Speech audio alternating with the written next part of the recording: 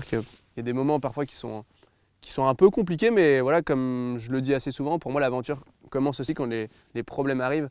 Mais après c'est sûr qu'il y a plusieurs niveaux de problèmes.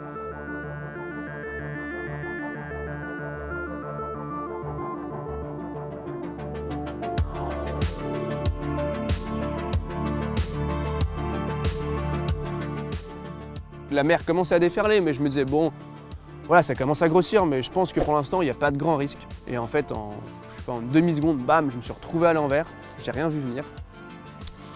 Et le truc c'est que à ce moment-là, je me suis dit bon bah voilà, là je suis dans le mauvais sens, l'eau commence à rentrer, bah voilà, il faut fermer le hublot. Sauf que j'essayais de le fermer, et qu'en fait tout était aspiré par ce hublot. Et il y avait des bouts qui passaient et je pouvais plus fermer le hublot en fait. Et j'essayais de pousser avec mes doigts et tout, mais impossible. Et l'eau a commencé à monter dans le bateau. Et moi je voyais mon bateau s'enfoncer dans l'eau quoi. Mais il y a un moment où l'eau est rentrée par l'autre hublot aussi, le hublot qui me sert logiquement à respirer quoi. Et là j'ai dit bah non, là celui-là faut que je le ferme parce que là ça va pas le faire. Et jusqu'au moment où là j'avais plus d'air du tout. Et là je me suis dit ok, là c'est pas bon. Donc là j'ai pas eu le choix que d'ouvrir le hublot principal en fait. Et à partir du moment où j'ai ouvert ce hublot principal, l'eau est rentrée dans le bateau, mais genre à fond. Je me suis fait projeter à l'arrière.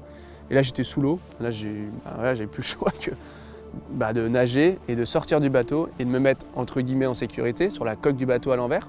Donc ça commençait à bien déferler. Et là, je me suis dit, mais comment je vais faire quoi?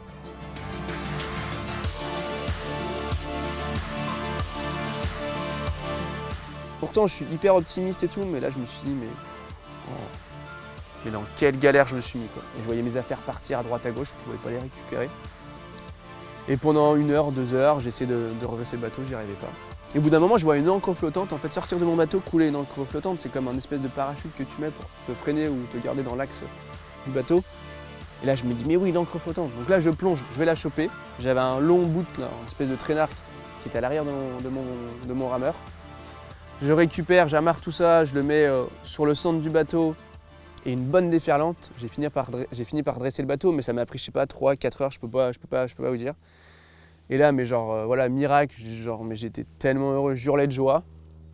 Et puis après, le bateau était rempli d'eau, donc je le vidais au seau. Je me suis rendu compte que j'avais perdu plein de choses, que tous les compartiments étanches dans la partie arrière avaient pris l'eau. Donc toute mon électronique était mort.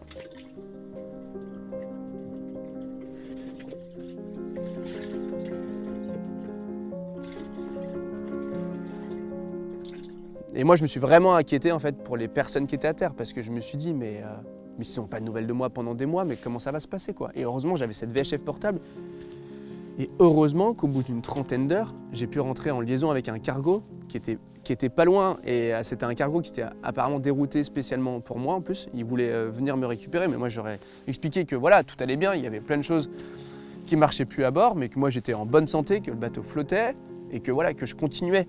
Mais c'est vrai que avant de rencontrer ce bateau, là je vous parle, on est chez moi sur Yvinec, je vois le clocher de l'église de Plougrescant, je me suis quand même imaginé mon enterrement là-bas, quoi, vraiment quoi. Et je me suis dit je pense à ma famille, à ma copine, à tout ça, je me suis dit oh là là, mais qu'est-ce que je leur fais vivre?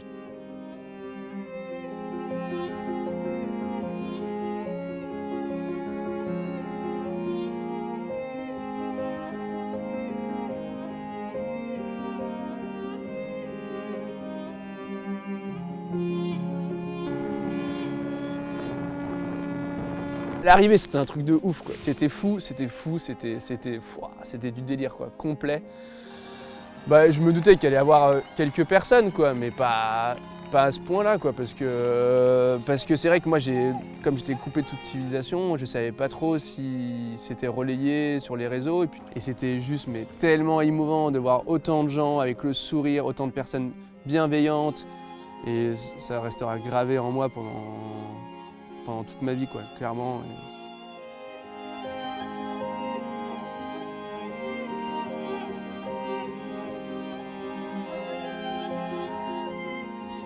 C'est vrai que d'avoir cette liberté à 100%, de vivre pour soi, de prendre le temps, c'est clairement une chance exceptionnelle. Et de vivre au rythme de la mer, quoi, au rythme des animaux, au rythme des conditions météorologiques. bah voilà, c'est quelque chose qui me plaît, c'est aussi pour ça que je fais ces aventures-là, quoi. C'est là où je me sens bien en fait, c'est là où je me sens vivant, c'est vraiment l'élément qui me fait vibrer, qui me passionne.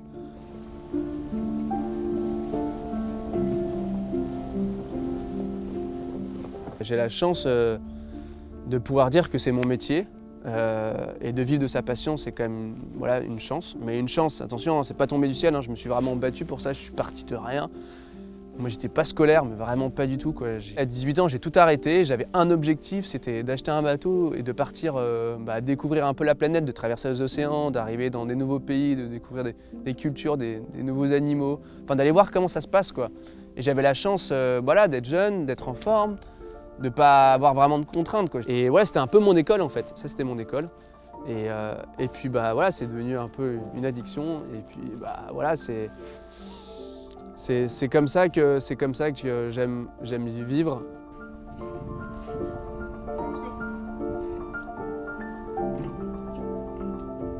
Ce goût de l'aventure, il vient d'où?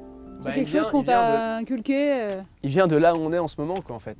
De cette petite île en Bretagne Nord. C'est l'endroit où j'ai grandi, c'est l'endroit qui m'a fabriqué.